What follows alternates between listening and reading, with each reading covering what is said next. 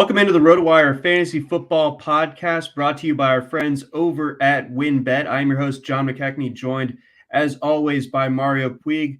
This time of year, always chaotic, a lot of people moving around. It's the holidays, travel, maybe not so much travel this year, but all sorts of just kind of chaos usually comes with us this time of year, but it's even crazier right now. I mean, we're into the second week of the fantasy football playoffs in a lot of leagues, and the horses that got you there, they might not be ready to ride anymore for the rest of this season, or for at least the rest of this week. At the very least, we have big name players going on the COVID list, seemingly left and right. Shortly before we jumped on, Mario, Dalvin Cook was placed on the COVID list. Looks like Alexander Madison back to being that found gold in your pocket. So, I mean, what's kind of your reaction to this whirlwind news cycle that we've been dealing with? I mean, not just this week, the last couple of weeks, but it feels like it's really ramped up of late. Yeah, I have no real thoughts. It's just kind of shapes, colors, sounds, and they're all meaningless to me. But we know when a guy goes on the COVID list, you have to find out who his backup is. Just hope that they do something similar to what the starter did. And Madison would normally be a guy that I'd be pretty optimistic about. Like, I think he's a totally decent player. I think he can be a 3-down running back who gives you some volume, not explosiveness, but he can take up, a lot of the even the undesirable tasks. Like, he can take the short yardage, the pass blocking. He's just a guy who is not a problem for an offense. And so when he's the only guy in town, he can take every snap in a game normally. But I don't know what he can do coming right off of, I assume it was I guess it was a test positive kind of deal, because he was out 10 days and he's not vaccinated. He could just be totally fine, 100%, but he also might be a little lacking in his conditioning. Like, he might get out there, need to get taken out for a play or two, because he's like, I'm gassed. I don't know why I'm gassed. And it's like, well, we know why. If you're gassed, it's because of you got COVID last week, 2 weeks ago, whatever it was. So I guess it's like the Amari Cooper case was the really clear example of how that could work. Like, he came back, only played 20-25 snaps or something like that. But the Vikings are in a more desperate position than the Cowboys were in theirs, and they don't have the depth that, they don't have a CeeDee Lamb, Michael Gallup, the tight ends. They don't have any of that. So they just probably got to put everything they can on Madison. And it's a tough matchup too. Like, the Rams run defense is pretty tough. So I'm a little worried for Madison. I don't know if it's fair to expect him to be better than like 85% of what he normally is, but it's just impossible to know from afar, like unless we get a clarifying report from some team insider or something before then.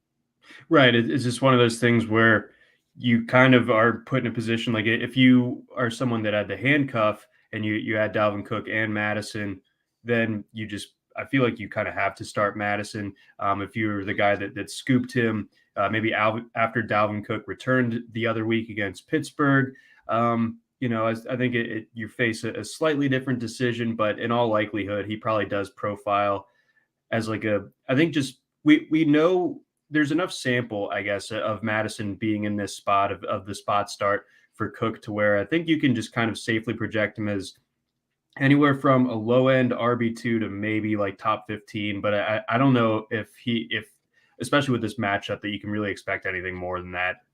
Right. I think you said it best. It's like, you're going to feel anxious, but you kind of have to start him unless you're just embarrassingly rich at running back. In which case, very jealous. Jim Parsons wants to know, Madison or Ronald Jones? I'm Madison pretty decidedly. Ronald Jones is like the poor man's version of Madison, where he's gotten the opportunities and he's been pretty terrible every single time he's gotten it. I think that Keyshawn Vaughn proved that he can't play this past Sunday, so like Jones is going to get plenty of volume. No effectiveness, I don't think, is going to come along with it.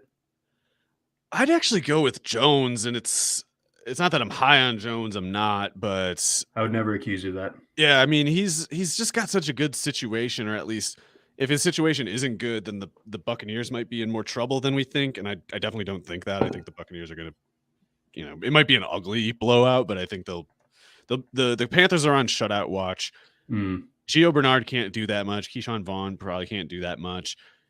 if Leonard Fournette is out, I think Jones might see like 50 plus snaps and 25 carries or something, whereas Madison could get that volume. And he will do more probably as a pass catcher than Ronald Jones tends to, but I do worry about Madison having a cap of like 30 snaps and not being his usual self and against a tougher defense than usual. The Panthers, I think, can be broken as a run defense, especially if they're left on the field too long. So I would go with Jones this 1 week. Okay, the Panthers wrinkle there definitely definitely works in favor of Ronald Jones. We have Ronald Jones as RB26 right now, so right on that fringe. We haven't quite accounted for the Dalvin Cook news on the value meter just yet, so we'll know RotoWire's the company line on Alexander Madison soon enough. But a split decision as far as that one goes. Jim, sorry to break it to you that way. All right. Let's go ahead. Let's jump things into week 16. Let's get things started with the Thursday night game. We've got Niners traveling to Tennessee to face the Titans. Niners 3-point favorites on the road. Mario, you so accurately called Tennessee last week going into Pittsburgh and losing that game because they just don't have enough firepower. You weren't wrong. You absolutely nailed that one. I thought Ben Roethlisberger would have a good game, though, so not quite. The clips of him, the late stage Ben Roethlisberger clips are truly one of the funniest things I've seen on an NFL football field. The just sort of hot potato throw to Najee in the backfield, where it's like I'm fumbling it, but it's to you. It's going to be your fault after. Yeah, there's like a half dozen plays this year where he looks like he's doing a Chris Farley bit or something.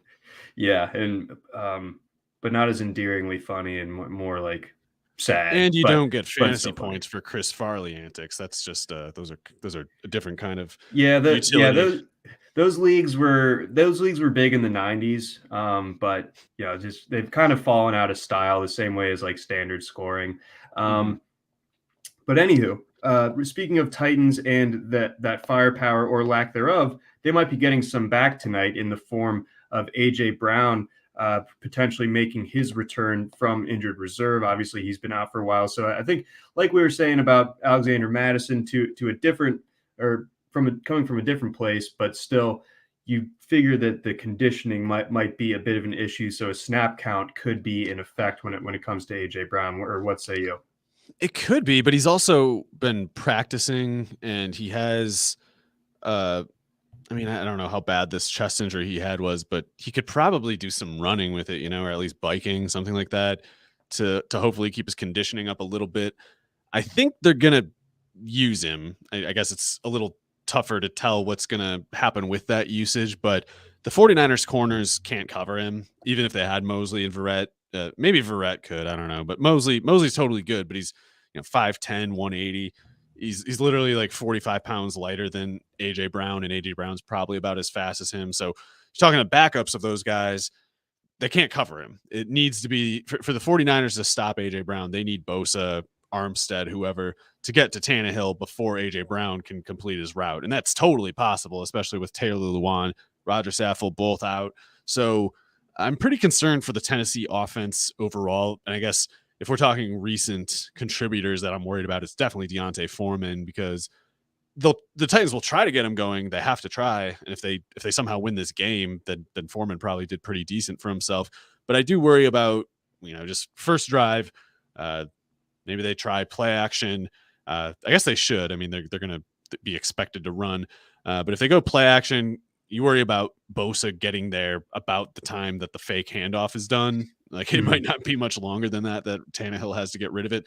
And that just doesn't really suit him. Like, he needs that play action setup. He needs to have a chance to guess where the defensive matchups, the defensive assignments are before the snap, so that when he comes off that play action, he knows what, his three multiple choices are, and it's easy enough to figure out that way. But when it's just, a hail of bullets after the snap, and he's got to figure out where to go and figure it all out with all this fire incoming, that's tough for any quarterback. That's the elite quarterbacks who can manage and thrive in those situations. He's definitely not that. Even if he had a better offensive line than this, he's definitely not that. So I think AJ Brown and maybe Julio Jones get some production here, if only because it's one of those things, like if Tannehill throws for 220 yards, even, it's easy to imagine AJ Brown getting 90 of those and Julio like 70, and some combination of Westbrook and Ferkser and whatever the running backs combining for something like 40 yards.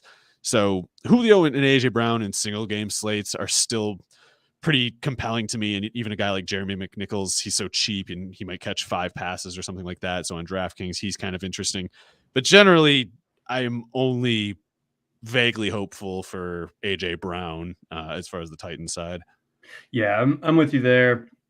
I can't see it with Julio Jones anymore. It's too bad. Obviously, one of the best receivers ever, but if you can't play, it doesn't even yeah. matter what you are, you know?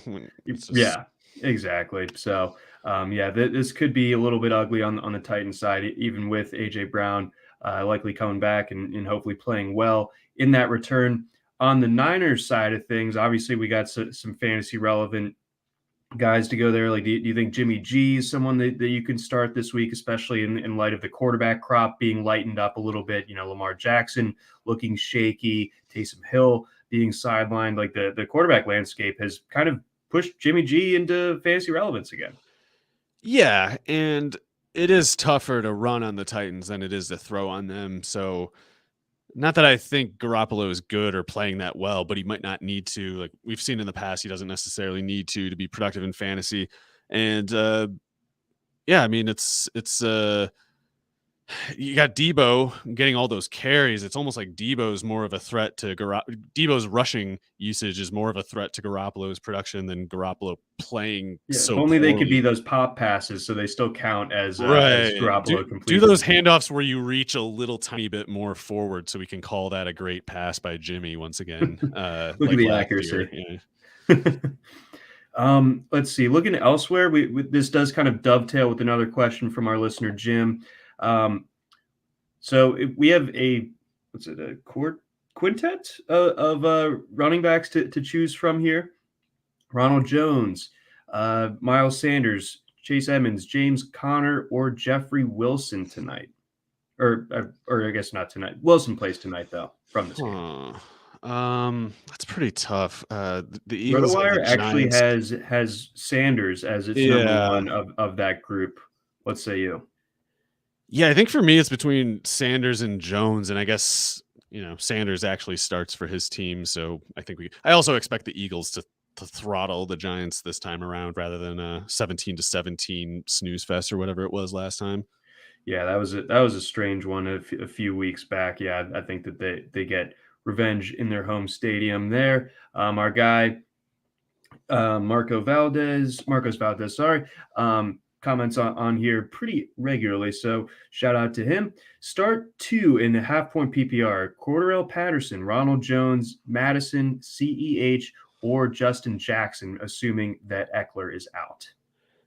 Well, that's a good group of guys to be picking from. I'm definitely going with Cordarrelle in one of those, and for me, Jones, Edwards-Helaire, Jackson are all close in the event that Eckler is out, but I don't know what we can take for granted with Eckler, and even if Eckler's out, I don't think Jackson plays more than like 30 snaps in a game, whereas not that it's a guarantee that Edwards-Helaire does, but I like his chances better, and certainly I like Jones's chances better. So I would choose from Jones and Clyde Edwards-Helaire, I think, even if Eckler is out, but I don't hate Jackson if Eckler is out. I do hate Jackson if Eckler is in, though. Sure. Yeah, at that point, he's probably not going to do a ton, assuming Eckler's back, but we'll have to wait on reports there. So Patterson and then Jones, is that the play? I mean, Clyde Edwards-Helaire doesn't have a terrible matchup himself. Is he injured or something? Is there some sort of concern with him? I kind of lean Clyde Edwards-Helaire. What he always is, just like, it should make sense, but it never ends up working out as well as you'd hope. I think the one game samples are leaving everybody tilting. I think Clyde Edwards-Hilaire's peripherals are actually totally good. So Arrowhead does have a way of grounding opposing offenses, and it's not like if Pittsburgh has the offense they've had lately, there's no need for Mahomes to throw it 40 times or anything. So, yeah, it's close, but I would probably go Clyde Edwards-Helaire, but I also like Jones a lot more than I expected I would this week. Okay, interesting. And for the record, our value meter has CEH as RB7 for this week, so that's not nothing. let's keep rolling. Let's get on to Saturday, Christmas Day slate. The Browns going up against the Packers. This one at Lambeau Field. 7.5-point favorites are the Packers in this one. I just watched the Packers with my own two eyes on Sunday in person. Watched them beat my beloved Ravens with Tyler Huntley. Valiant effort, only losing by a point. However, the Packers just continue to roll on. That offense, is just so deadly, and the defense is solid as well. This is probably the best Packers team of like the last couple that have made the NFC Championship and obviously not quite advanced to the Super Bowl. I really like the way that they're playing of late. I think that this line is correct. I think that we could definitely be in line for a pretty lopsided game here at Lambeau. Yeah, I don't know how the Browns make it that close unless Nick Chubb, which Nick Chubb can take over any game, and he is kind of due for one of his berserker moments. So maybe he can do that. We're certainly not the people who are going to count that out, but what I am willing to count out is the possibility of any Browns quarterback playing well, and that includes Baker Mayfield. Like I don't care. Jair Alexander is still not back, but that's that for me is just the distinction between absolutely no hope whatsoever for the Browns passing game versus just very little hope. And I don't have much hope even against Russell Douglas and Eric Stokes as the top two corners. So if Rodgers has a bad game, that makes the Chubb usage more assured, but I don't see how Rodgers has a bad game here. It would have to just be kind of like a choke kind of thing. Like at home, he doesn't really do that. No, he doesn't. He's going to put on, it's Christmas. It's going to work out. And I think he's just going to get tons of opportunities because I don't think that there's a way that Cleveland sustains drives. Like I think you could have like the Nick Chubb hits a big play type of scenarios, but I mean that offensive line is so ragtag at this stage. After losing Conklin, having a couple of guys on the COVID list, it's just so brutal as far as that. I just don't see them sustaining possessions at all. So we're just going to have Rodgers getting so many bites at the apple that, I don't really see him struggling necessarily. And I think that this, as a result, could turn into like an Aaron Jones, A.J. Dillon game late in the second half when they kind of have it on ice. Yeah, and I'm not an expert on the Browns defense exactly, but I think they tend to be kind of vanilla in their schemes, kind of just playing like one-on-one beat your guy kind of play. And if you try to play like press man coverage against Devontae Adams and you get your guys right up close to the line of scrimmage, LaFleur is so good at getting those pick setups, those freeing designs. And I think if you sit back too far, then I don't know that Cleveland has the defensive tackle personnel, especially to hold up against that run game that you mentioned. So I guess we're somewhat Wisconsin sympathetic. We're not going to be the first people to say like Packers are going to blow it, even in events that they do, but I really can't see how they blow this one. No, it has everything to do with both teams. I don't believe in this iteration of Cleveland with everything that's happened to them this year. I think maybe coming into the season, if this was the same unit that was playing against the Chiefs in week one and looking impressive, then I give them more of a puncher's chance. But like with everything that's gone on with them this season, heading into week 16 against what is, in my opinion, the best team in football, I don't really see it. And that's interesting you bring up the Browns' kind of reliance on just winning with talent. Baltimore obviously was super shorthanded on defense last week, but they threw all sorts of double teams at Devontae Adams, and he still found a way to score a touchdown. He's ridiculous. Yeah, you have to kind of just like crowd the whole field and hope you can rush Rodgers so that he doesn't have time to improvise. And Garrett tends to take away that time, but they can also just give a lot of help over there. And I don't know if the Browns have any other hope on defense. It's like Garrett is on defense what Chubb is to their offense. If both of those guys don't have borderline heroic games, then I think Packers cover this one. One more fantasy question from the Packers side of things. So with Marquez Valdes-Scantling going on the COVID list, is there a depth option in this passing game you like? Do we know for sure if Valdes-Scantling is available? Like, I guess if he's unvaccinated, it's obviously worse. But I couldn't find comment either way, so I don't know if there was a line. Yeah, he's just was added to the list as of Tuesday. Okay. Well, Lazard, so he could be cleared if vaccinated. Yes. Yeah, Lazard probably profiles best for those outside snaps that Valdez-Scantling does, but Lazard's quite a bit slower, a better overall like route runner and better underneath than Valdez-Scantling. So they might just kind of have to reimagine the offense a little tiny bit. But to be fair to the Browns defense and the possibility of the Browns making this closer than expected, if Valdez-Scantling is not out there, the Packers offense becomes very slow. Not that it's like bad players, but they are slow in that case. The fastest player on the offense from there is, geez, I don't even know. Like Aaron Jones, I guess. Like Yeah. AJ Dillon is about as fast as Aaron Jones. He's not as quick and explosive, but he runs that Malik 4.53. Taylor. Yeah, he ran that 4.53 or whatever it was, which was actually, I think that's faster than what Jones ran for his 40. I think he was like a 4.56. But anyway, it makes the field smaller when Valdez-Scantling isn't out there, and when he is out there, the defense is playing with fire if they don't keep a safety over him at all times. Exactly. So keep an eye for that. Again, MVS could be cleared by Saturday if he is vaccinated. So we should get some confirmation on that here in the next 48 hours. Let's jump on over other Christmas Day game. Indianapolis going out to Arizona to face a reeling Cardinals team, whereas Indianapolis coming off an impressive win over the Patriots in that they were able to beat the Patriots with just 12 completions or 12 pass attempts. Yeah, I guess it was like 5 completions or something. Yeah, 5 for 12. Put that ball in Canton. But Jonathan Taylor once again. Indianapolis's defense just continues to be so steady. They obviously face a more dynamic and impressive quarterback this week. Not a shot at Mac Jones, but he's not quite Kyler Murray just yet by any means. But the Cardinals struggling. I mean, they knocked out the team of destiny. They knocked out the list team of destiny this past weekend. I thought that was the biggest layup ever. 13 points, 13-point favorites on the road. They find a way to lose. I guess if it's anybody, it's Cliff Kingsbury. But how do they respond here? The Cardinals defense didn't show up either, which is that was the surprising part to me. Like I'm always like Cliff. He can screw up anything, but I always thought, well, Vance Joseph, he's running the show on defense, so surely they'll have that at least. And no, they did not. They did not have that even in this game. The defense almost has to show up better for the Cardinals, and I think it's at once infuriating and kind of like unacceptable the way they blew it against the Lions, but it's not that uncommon for heavily favored teams to just blow it because they didn't show up, sleepwalking on the road, especially.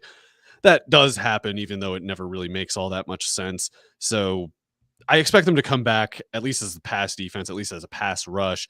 What I don't see so easily for the Cardinals defense is stopping a player like Taylor at all, or even containing him. Like the run defense has actually been kind of not that great, if I remember right. It's just usually like teams don't have the privilege of racking up rush attempts against them, because if Kyler's going, superhero on the other side, forcing you to play catch up, and then you're exposed to that pass rush, which is so dangerous. But if you're not exposed to the pass rush, the Cardinals defense might sort of, just kind of lose itself a little bit, because they don't really have an obvious go-to script for when a guy like Taylor is just stomping them for, if he comes out, puts up like 80 yards on 15 carries or something. That alone is a detail that the Cardinals in their best defensive showings this year did not have to deal with. It's like usually they just kind of pin their ears back, make the quarterback's life miserable. And I think the Colts have shown that they're totally willing and able to just keep Carson Wentz in a shell, which they have to here. If they make him take high pass attempt volume against this pass rush, he will blow it. He sucks. Carson Wentz is so bad. And I know he had like the touchdowns without the interceptions, but his completion percentage relative to his yards per attempt is awful. He's just like a jump pass specialist at this point, in my opinion. So he can do that jump pass. And if they leave Michael Pittman one-on-one with like Robert Alford or something, he'll make that throw. He showed he can make that throw against the Ravens, and that was actually like triple coverage. The 49ers Drake Kirkpatrick touchdown, that could happen here, because if the Cardinals don't leave him one-on-one like that, they might just be begging for Taylor to stomp all over them. Interesting. Okay, so it's a real damned if you do, damned if you don't type of setup potentially for that Arizona defensive strategy. Speaking of Michael Pittman, got some more questions here. So of this trio, would you go Gabe Davis, Pittman, or DJ Moore? Definitely not Moore. Gabe Davis, I like a lot. I actually think, like, my personal opinion is Gabe Davis is probably at least as good of a player as Pittman, but They're very Pittman's similar. usage is more assured, and I really do think he could get like it's just with Pittman in this game, all the scripts seem kind of favorable to him. I think like if the Cardinals have a big game on offense, then it forces the Colts to throw it, and Carson Wentz probably won't do that well if so, but that's targets that are going to Pittman, and if he gets enough, eventually he's going to start catching those. And even if it's a script where the Cardinals struggle on defense, and Taylor's just kind of putting the chokehold on them right away, then they're going to leave that one-on-one matchup eventually, and then he can win that even if he's not even getting open a little bit. So I think Pittman's in a really high floor, high ceiling spot because there's also the chance that the Cardinals do well on offense, raise the tempo of the whole game, and you get just kind of the best of all factors with Pittman there. Whereas Davis, I don't know. It's like Foxborough wasn't a problem for Allen last year, but they're not as good. The Buffalo offense is not as good this year. The Patriots defense is better this year. It's not in a dome like the Arizona game is. So I lean Pittman there, even though I like Davis plenty. Okay, all right.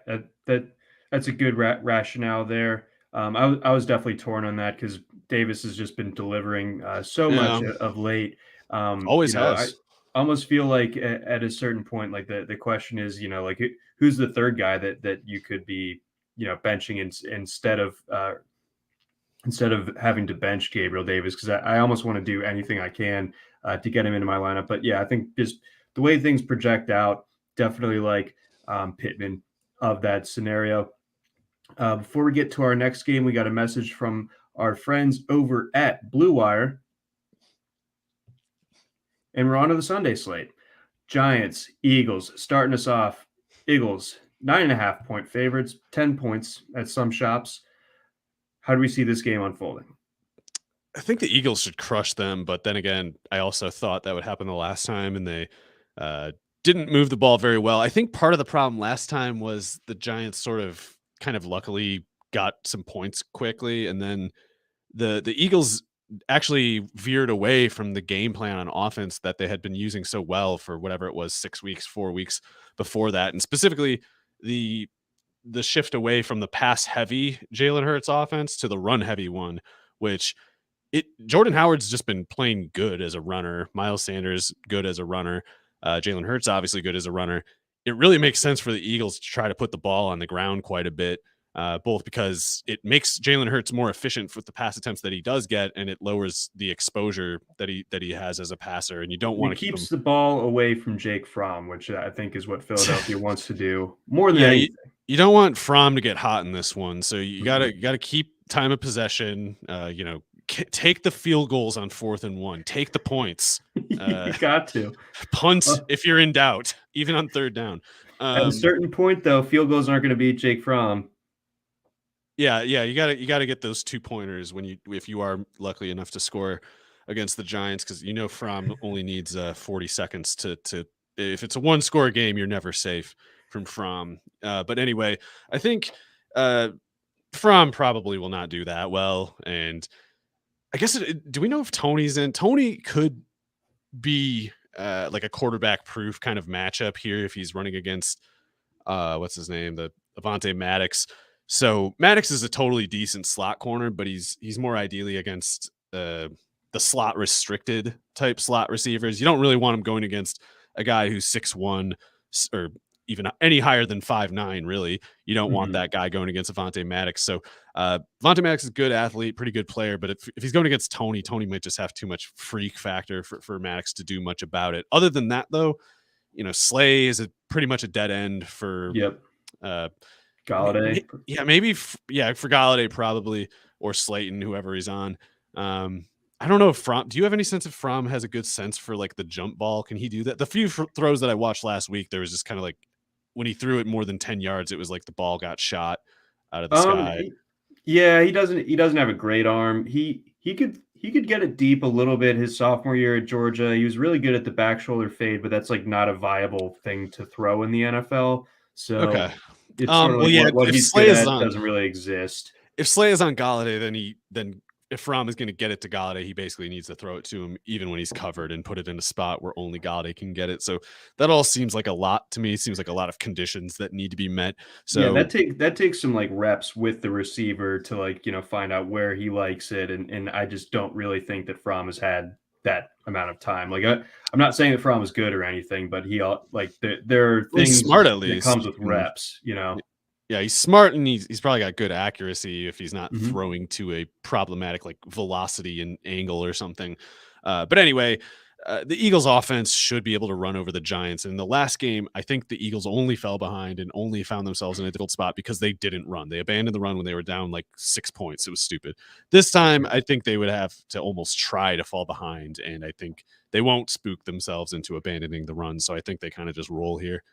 I tend to agree. Yeah, I really like the Eagles in this spot. Do you think that the short week helps the Giants at all, or not especially, or short week for Philly? Uh, Not really, just because normally the short week kind of makes you less viable as a passing offense, and that's worse. That's more painful if you can't run, but the Eagles should be able to run at will here. Okay, all right, good to know. Wanted to iron out that last detail. Got a question from RotoWire legend Paul Bruno. Hey, Paul. What's up, Paul? Merry Christmas. Paul wants to know a ranking of these three running backs: Aaron Jones, Josh Jacobs, and James Conner. I think I put James Conner last. Dealing with that heel. Edmonds is back. He's going to need to score a couple of touchdowns, I think, because I don't know if he's going to get the same workload. I put Jacobs second of that group, and I think Jones is a top 5 back overall this week. Yeah, for me too. It's between Jacobs and Connor, and I love Connor as a player, but I don't know what to make of his health. And Jacobs is getting so many targets because of the dysfunction of the Vegas offense overall, and yet the Denver offense with Locke could be so impotent that even the Raiders can't fall behind, and maybe they'll get Jacobs, 20 carries and 4 catches or something like that. So Jacobs can have a bad game from scrimmage and still do pretty well in fantasy here. Yeah, it could get some short fields provided by that very same guy, Drew Lock. We just need the Raiders defense to not steal any of those lock turnovers for their own touchdowns. We need Jacobs to get one of those. Yep. Do the honorable thing, Raiders defense, fall down at the 1, let Jacobs punch that baby in.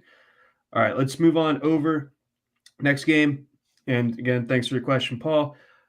Got a good one here. We touched on it earlier on in the show with the Dalvin Cook news, but we got the Vikings 3-point home underdogs against the Rams, who are also playing on that short week. I guess both these teams are, but to obviously varying extents, with the Rams having last played on Tuesday and the Vikings having played Monday night. Yeah. I don't know what to make of this one exactly. I like the chances of the Vikings to get the upset, maybe just because I don't really trust the Rams to run that well in this setting, and I don't trust Stafford exactly. Like, I don't know if he's hurt or if there's some kind of rhythm issue. Like, I don't know if he's still even now kind of getting comfortable in the system. But while Stafford looks great some of the times, and I guess I'm thinking specifically of some of these longer setup deep throws that he's made all year.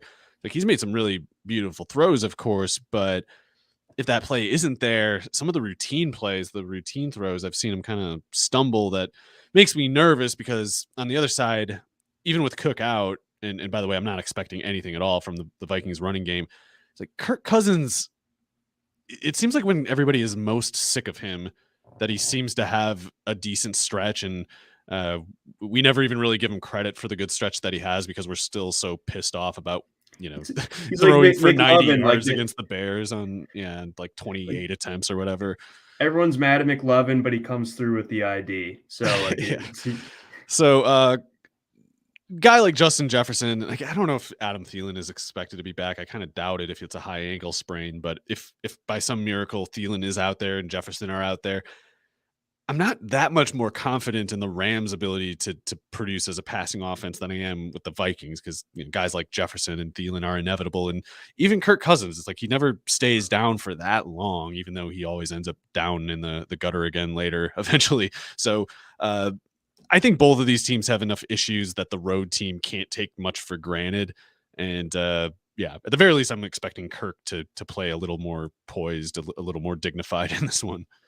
So one of the big kind of fantasy storylines from Tuesday's game with the Rams, and something that ironically sprungboard me into a couple of wins in a couple of different leagues, matchups that I should not have won, but the other guy had to use Darrell Henderson, and that went poorly. Is there any way we can get any sort of semblance of a read on this Rams backfield? I feel like it's a complete crapshoot every week.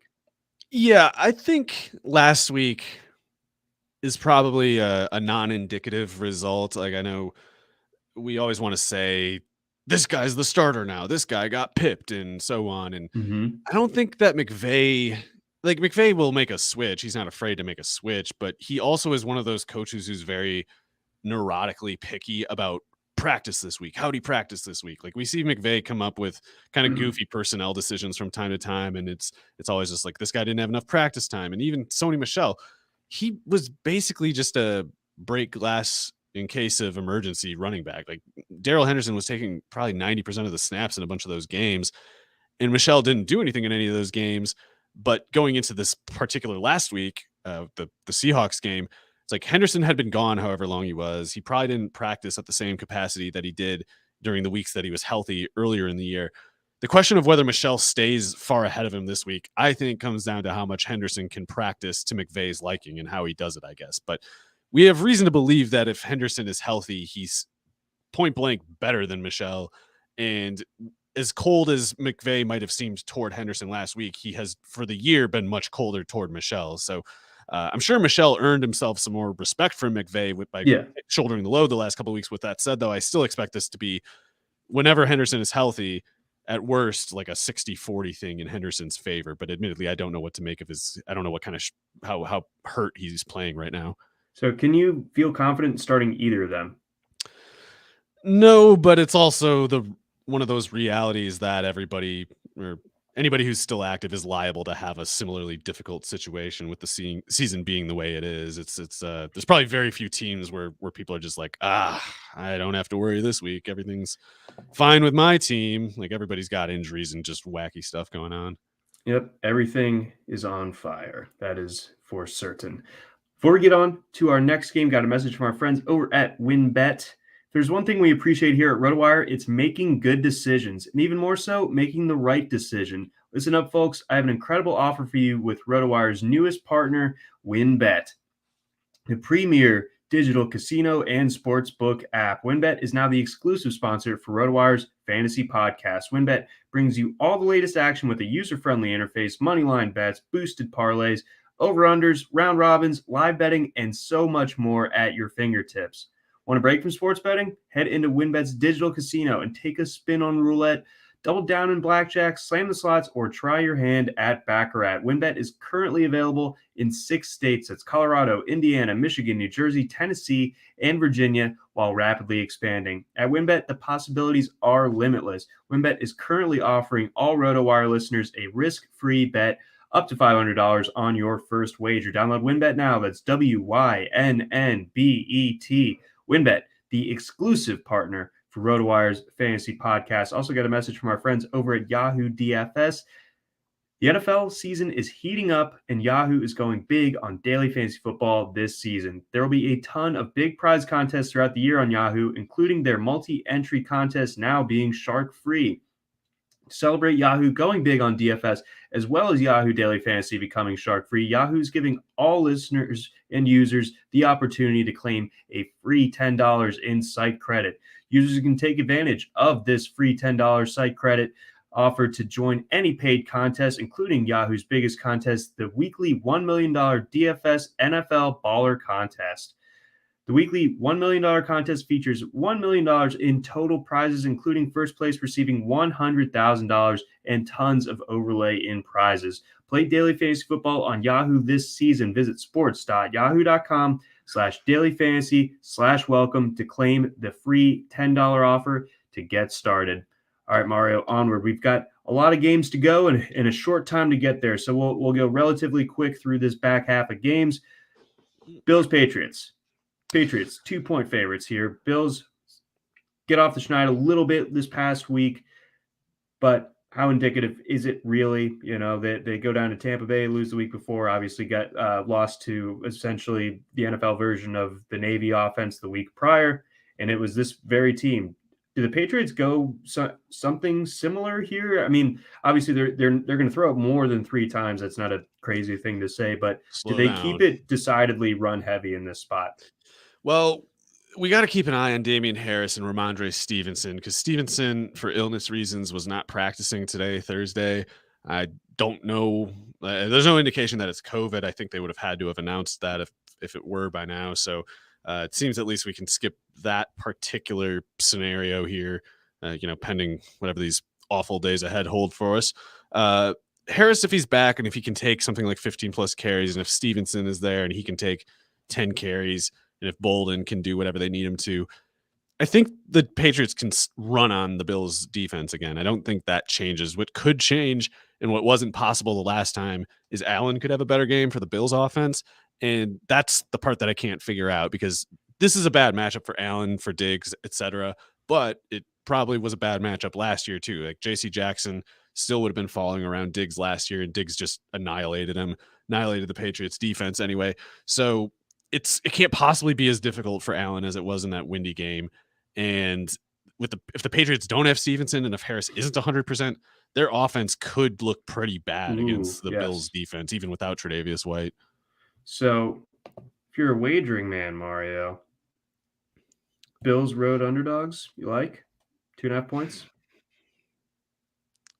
Yeah, I guess at 2.5 one, it probably should be a pick 'em or something. So if you're going to get 2.5 toward the Bills, maybe that's the nudge that can convince me. I like it. All right. So again, keep an eye on those Patriots running backs and their status going into this one, because they are the key to that Patriots offense, it seems like. Let's keep rolling. Talked about this one earlier, talked about Ronald Jones a little bit earlier, but the Bucs 10-point favorites on the road in this spot. The Bucs just got shut out. Tom Brady, first time getting shut out since he was in his 20s, doing all sorts of demonstrative, hilarious things that really entertain me. Yeah. On Sunday nights, smashing the Microsoft Surface. I'm using Microsoft Surface right now. It's a fine piece of machinery. All sorts of that stuff. But then also the receiver attrition just being absolutely brutal. Obviously, we lose Chris Godwin for the year. Mike Evans going to be sidelined. Antonio Brown coming back. Some of these younger guys, especially when it comes to a quarterback as finicky as Brady is, we like the talents of guys like Jalen Darden or Tyler Johnson, or Scotty Miller still kicking around. I think he's kind of messed up. I think he's still hurt or something, because he hasn't been able to do anything lately. But it's just, does Brady prefer any of these guys? Is there any value to be gleaned from some of these younger, maybe lesser known to the fantasy community type of receivers, or is it really just going to be the AB and Gronk show this week? I think it could be the AB and Gronk show.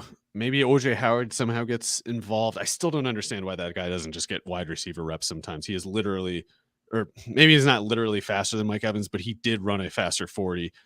So he's a freak. I'd like to see him get some more chances, but at the very least, Cameron Brate ran a lot of slot snaps, especially earlier in the year, had nothing to show for it. I don't know why. I don't know if he's just kind of a bum now or if he just had bad luck, but he could do a lot of the slot looks. You might see Antonio Brown out wide, Gronk at tight end, Johnson or Miller, I guess, at the other outside spot. They've been giving Darden a few kind of like gadgety type plays, and it hasn't really worked. I like Darden plenty, but he does have certain limitations, being only 5'8", 180 at most.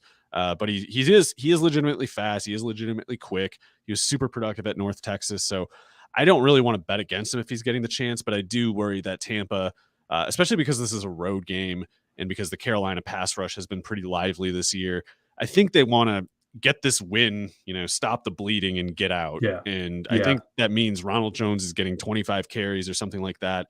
Maybe it doesn't go that far, but because the Carolina offense is so dead and just non-negotiably never going to do anything, I think that Ronald Jones can carry the Tampa Bay offense, as insane as that sounds. Not what I expected coming into the year to hear. Normally that is not the case at all, but if you're going against a team with no offense, like, well, Keyshawn Vaughn could probably do it if they actually asked him. But yeah, right. I think Brown, Gronk, Jones, that's enough. And I think they want to shorten the game and get out. Yeah, just a recipe. And they haven't been great on the road this year, but Carolina can certainly help them improve their Imagine numbers. Cam throwing a tablet on the sideline. You'd have like people rioting. That's in not Washington, fiery D.C. competitiveness. That's like a disrespect for technology or something.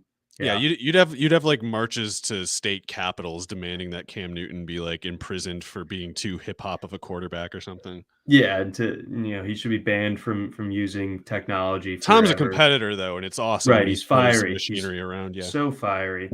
Yeah. Anyway, we got some listener questions here before we move on. We got a bunch of them. So, dear listeners, we're not going to hit every game. That's fine. We got a lot of important lineup questions to get to with this being an all-important Week 16. So let's do it. Justin Dove wants to know, start 3 of this group. You got Mike Williams, T. Higgins, Stephon Diggs, Christian Kirk, Antonio Brown, or Amon-Ra St. Brown. I think I would go with the first. Man, I hate to say Kirk on the bench or St. Brown really, but I think I'd go with the first 3: Williams, Higgins, and Diggs. Yeah, I'm not benching Diggs even with the tough matchup. I think that Allen goes to him plenty this week. If we're worried about Higgins, I think I would put Kirk in for Higgins rather than Diggs or Williams. I think Higgins is in line for. I mean, Higgins did well against Baltimore last time. Baltimore has just like no secondary help at this point, and they might allocate most of it to try to prevent the repeat of the Jamar Chase thing. Yeah, I'd go with the first 3. Yeah. All right. Appreciate the question there, Justin. Our friend Scott wants to know, Stafford or Herbert? I'd go Herbert, but not because I feel strongly about it. I'm not convinced that the Chargers can actually run it all. So the idea of like garbage time meaning Herbert gets put away, I don't actually see it. I think he might throw the ball 40 times and run it 5 or 6 times too. Yeah, Herbert QB2 for us at RotoWire this week. Stafford QB8, so should be fine either way. But Herbert going up against Houston, I think, is the way I would lean as well. Another question from Justin. Start 2 of this group: David Montgomery, Rojo, very popular topic of conversation today. Jarrett Patterson or Justin Jackson? So I guess the Patterson and Jackson ends of the equation have to do with what is Gibson, is Eckler. Wait, is that Cordarrelle? If it's Cordarrelle, I would definitely start him. Montgomery, I would also start ahead of Ronald Jones, even though I sound somewhat high on Ronald Jones. Okay, fair enough. Yeah, all right. So we'll go with Montgomery and Cordarrelle. And thank you, Justin, for clarifying that. And shame on me for assuming that Patterson was Jarrett Patterson. I do like Jarrett. I saw him on the field the other day, and I got excited. Yeah. And then one last one. Jonathan wants to know if it's worthwhile to pick up Cam Akers. I think they activated him off of reserve or designated him to return. He's not playing with an Achilles rupture, in my opinion. It's out of the question. He's just, if he does, it's not going to be until week 18. And it's not going to be more than. And he'll get hurt again. Yeah, he's going to get hurt if they do that. That's insane. They should just deactivate him. Yeah. So that's a hard no there, Jonathan. But thank you for asking. Always, might be a buy in dynasty if he's cheap enough. That's true. We don't know what the market for guys like him is going to look like, or Dobbins. His injury a little bit different than Dobbins, of course, but. We got robbed of so many good running back seasons this year, and my best ball portfolio suffered dearly as a result. Anywho, all right, this week's Super Bowl: Jaguars, Jets, 1 point, home underdogs. So if I'm reading covers.com correctly, the Jets opened as 2-point favorites. Now it's a pick 'em, even though only 24% of the public has been betting volume-wise on the Jaguars. I like the Jaguars side even before I knew that, but seeing some outsized bets on them makes me even more stupidly eager to take their side of it. Okay, all right. That we don't need to labor onto this game too much more. Good to see James Robinson actually getting used. Catch the passes this week, James. Catch the ball. Catch them. It'll be great. You can do this. We believe in you. Yeah. Lions, Falcons. Falcons 5.5-point favorites. Yeah, Goff's doing a good job. I, can't deny him credit, but I also don't know how he keeps it up quite as much. And meanwhile, Matt Ryan normally is liable to throw for under 150 yards on this team. It's not his fault. The offensive line sucks, but I don't know if the Lions can make them pay for that fact. So, asking a lot for 4.5, 5.5 points, but I think Cordarrelle and Pitts could both go nuts, and even Russell Gage is producing lately. So, either it's a shootout and both sides are scoring, or I think the Falcons do cover that.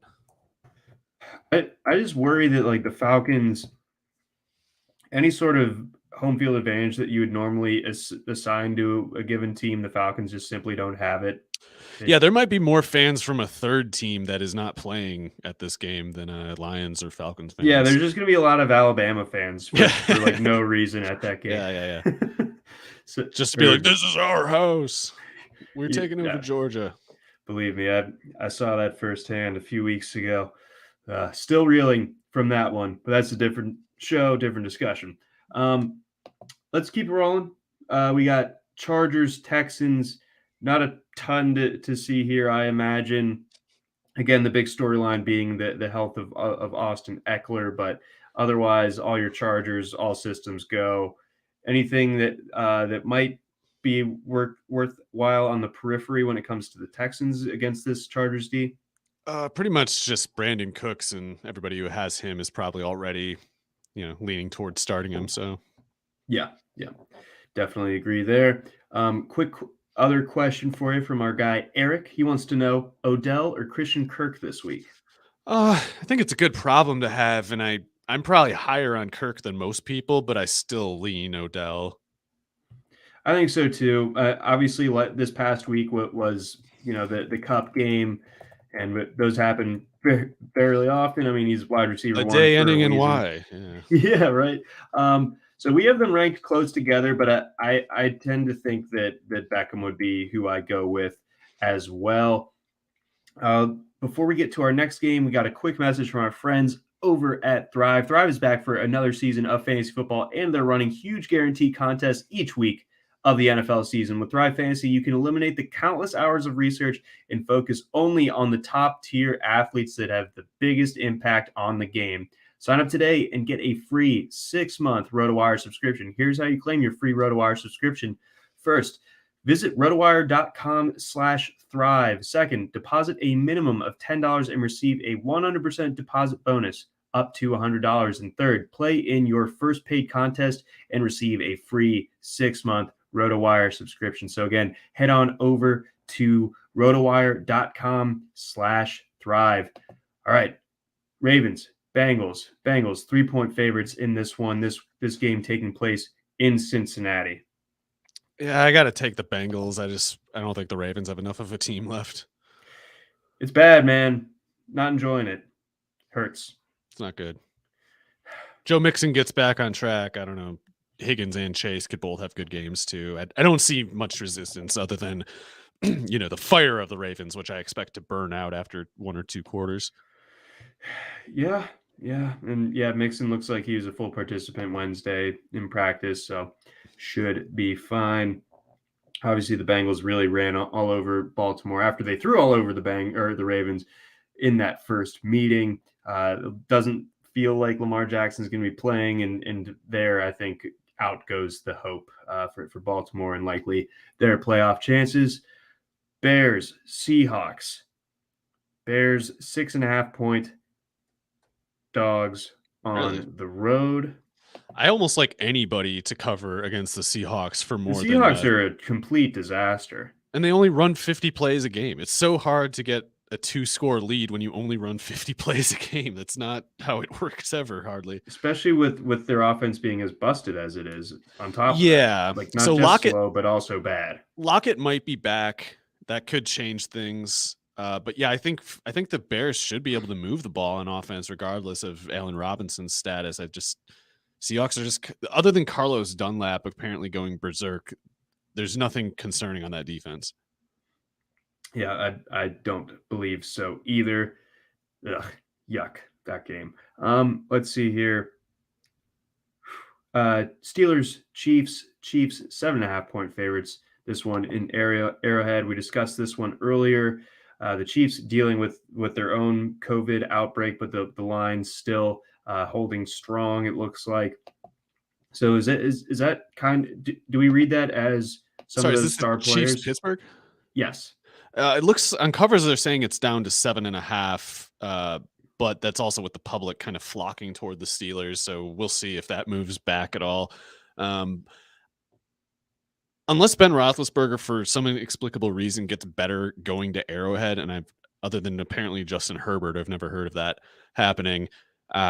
Chiefs defense is playing a lot better lately. As long as they have Chris Jones out there and I don't know, 2 of their starting corners out there, I kind of like them to cover that 7.5. 10.5 is a little different.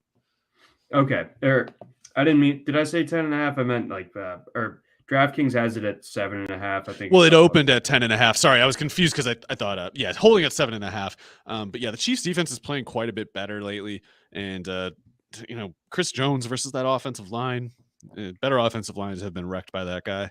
Yeah, exactly. That's not a good offensive line. It's not. Chris Jones not going to be a good problem to have if you're Pittsburgh in that one. So that could be a huge deciding factor. Let's see. Broncos, Raiders. This one kind of split as far as which book you're looking at as to who the actual favorite is in this one. But I imagine that the Broncos are in some trouble here with the quarterback switch / downgrade. But this one being in Vegas as well. What say you?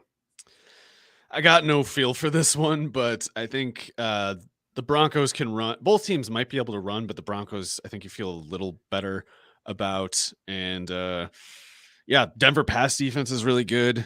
They're playing better lately, probably. So I worry that if Carr has one of his, less than 200-yard games, Josh Jacobs will be good in fantasy just because he gets so much usage. But like Josh Jacobs could have 20 carries for 80 yards and a touchdown and 4 catches for 20 yards or whatever, and the Broncos could still win by a touchdown. So I just don't see how the Raiders move the ball, even though I don't quite see how, other than on the ground, the Broncos do either.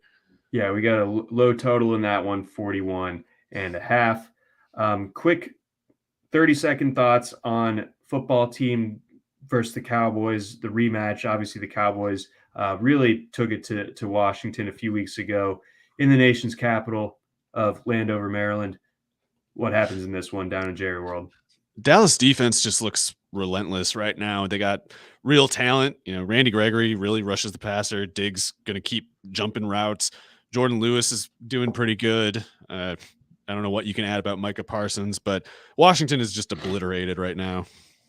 Yeah, there's so much turmoil going on there and all the injuries and COVID there with Washington.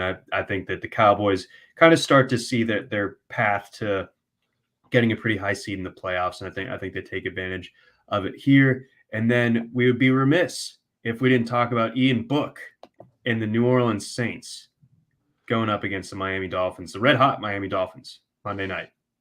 Yeah, I don't think Book is any good. He's athletic. He can run a little bit, and maybe he's as good as 4-fingered Taysom Hill as a passer. But he had to chase Claypool and Boykin and Kmet there at Notre Dame, so he had a lot of help, and his numbers were still kind of topsy-turvy. Like a lot of touchdowns, but also a lot of incomplete passes. Yeah, Ian Book just doesn't have NFL caliber tools. Like right, we also don't know very what's good college tackles. player, but he's just not, and he doesn't have the Taysom Hill like kind of not cheat code necessarily, but the Hill is like a 4.4 4-4 guy, and Book is like a 4-7 guy. So, but yeah, Dolphins blitz a lot. If those tackles can't give Book all day to throw, it could get ugly. Yeah, I just don't see that It could get ugly on both sides. It might be a 9-0 win for the Saints again. Yeah, I feel like the mothership is not going to enjoy that this is the game that they're going to be showing everybody on Monday night. The nation getting treated to Ian Book versus Tua. Was that a playoff game at one point? I don't think so. I think Notre Dame had to play against Clemson when Book was there.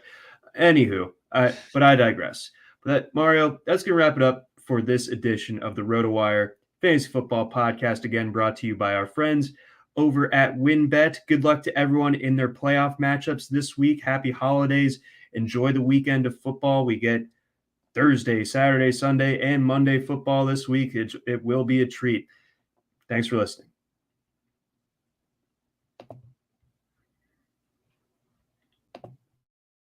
Try RotoWire today, free for 10 days. Get our premium tools, rankings, analysis, and breaking news alerts. No credit card required. Go to rotowire.com/try.